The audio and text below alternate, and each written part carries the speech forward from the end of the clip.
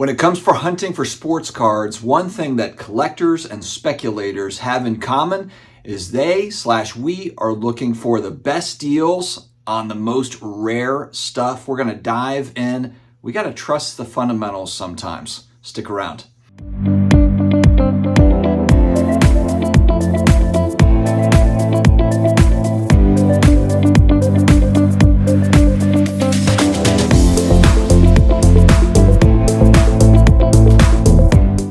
What's going on, sports card hobby family? It's another day. It's another sports card video. We are back again. We're going to talk card buying strategy. And as always, I like hearing from you all in the comments section down below. There's so much going on at all times. Price movements all the time, different eras, different genres of cards, different types of cards and sets. And it's a lot of fun to talk through the collecting / speculating / investing in quotation marks on some of these cards. Before we get started, huge thanks to today's video sponsor, Pristine Auction. All the fun of 10-minute auctions, daily auctions, hourly auctions, 10-minute auctions at Pristine Auction, and all sorts of different sports cards, sports memorabilia, pop culture stuff, all the goodness can be found over there at Pristine Auction. Use Sports Card Dad promo code for $10 off your first auction win. All right, today I'm specifically going to talk about star basketball cards, but I also want to learn from you all, and this could be baseball, basketball, football, non-sports, pop culture, whatever it is that you've kind of identified as a fun thing, fun type of set card that falls within the bucket that we're talking about. And it kind of boils down to fundamentals of cards and sometimes just trusting your eyes, trusting what you see when it comes to supply, demand, what is rare and what is the price tag on that thing. And just because the overall hobby feels one way, if that's trending in one direction, it doesn't always make sense to follow that crowd, to follow that trend. We're going to look at some pricing that was put up here in the Star Basketball Cards Facebook group. Make sure to check it out. Great group if you want to learn more about Star Basketball Cards, but also just if you like basketball cards in general and just discussion around this sort of stuff. It's a great site, and one of the members had posted just recent prices of 86 Fleer Jordan, number 57, versus the 84 Star 101 Jordan card.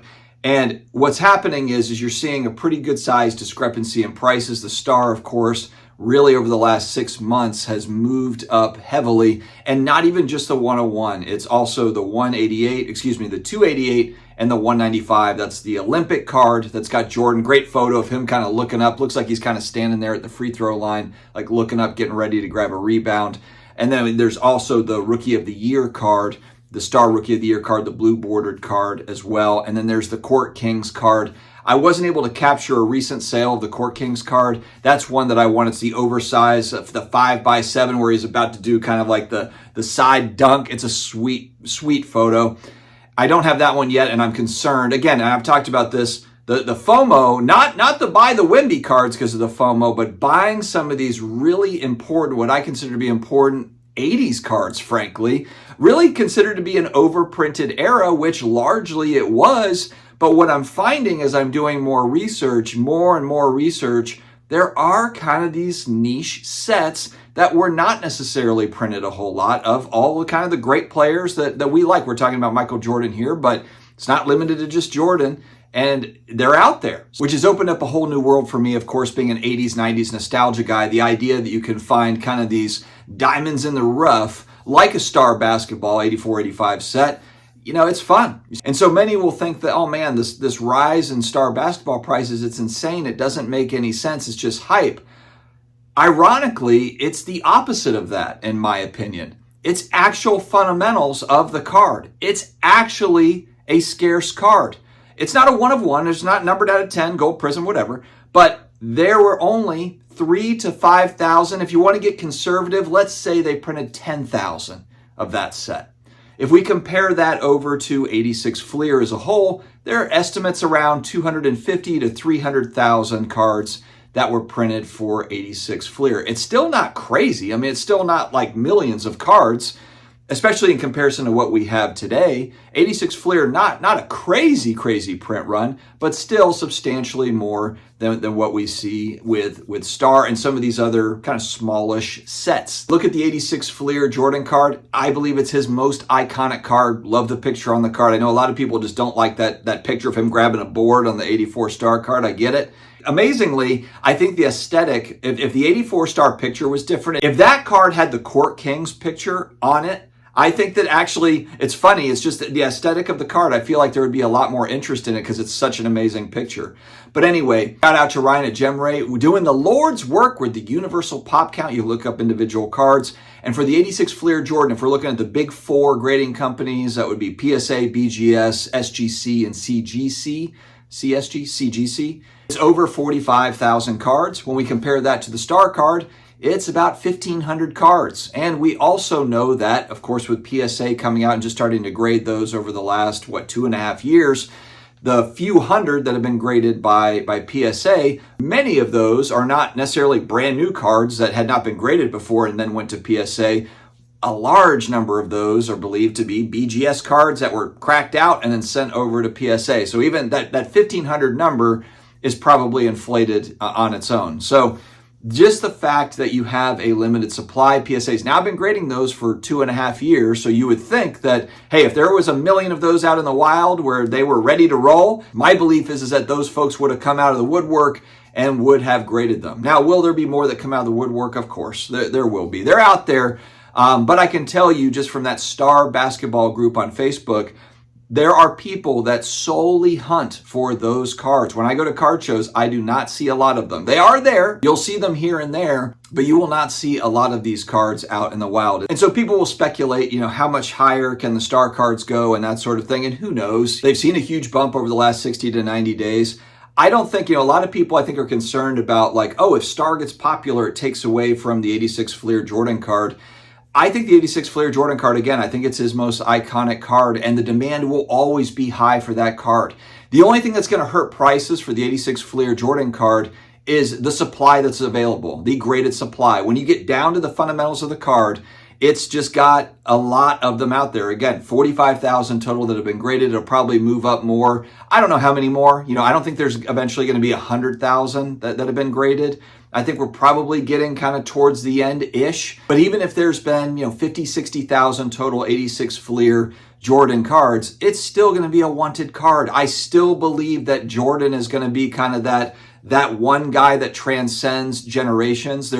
It's amazing to me. Like I've said before, there are young people that are just now learning about Michael Jordan, that maybe they grew up on LeBron. There's young people that are just learning about LeBron, let alone Michael Jordan, and starting to see the Last Dance documentary and starting to see career highlights and comparing him to LeBron. Now that LeBron's coming to the end of his career and there's GOAT talk about LeBron, it gets those younger generations looking into more of the Michael Jordan stuff. And it's amazing. Some of these guys that are 15, 18, 20 years old, they have never even seen highlights of Michael Jordan. All they know is he's got Air Jordan sneakers. They know the Air Jordan sneakers.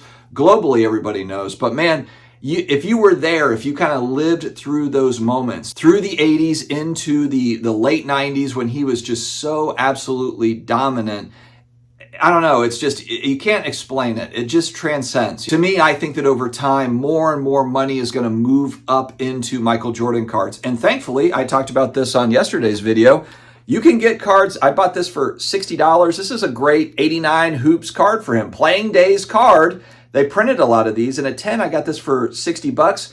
Get it ungraded. You can get this ungraded for $5, $3 to $5. They're available, but that's the point. Is what's great is that you can actually get in on a player like that at all budgets. You don't have to be a zillionaire buying PMGs. And circling back around, I think that the hobby that's buying singles is getting a lot smarter than they were going back a few years, myself included.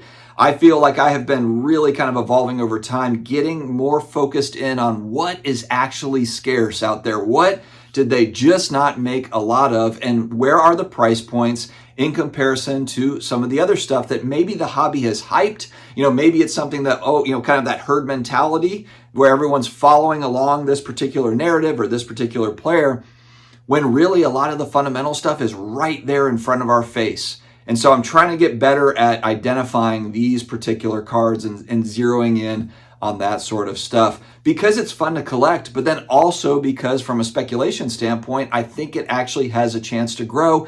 Whereas when you look at a lot of other stuff, a lot of other cards, man, they're great cards, but at that price level, do they have room to move up? Do they really? Can it double? Can it double in price? I guess it could. But what is it going to take to double in price or triple in price or even move up 20 to 25%? It's tough. There's a lot of money in the space right now. I think it's concentrated over a variety of different players and cards. And for certain players, I know a lot of us, including viewers, you're thinking, how is there this much money zeroed in and focused on these particular players? And inevitably, for a lot of especially the newer players, things don't work out, that money's going to move out and it's going to go somewhere. I think inevitably it moves into, for the baseball card collectors, I know they've been preaching, the mantle and the maze and some of these baseball Hall of Famers. Eventually, I think that's kind of what happens with baseball card collectors.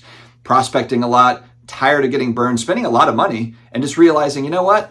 I could buy a Sandy Koufax rookie card for about the cost of a hobby box, or whatever, a couple of boxes. And it's kind of like, what am I doing?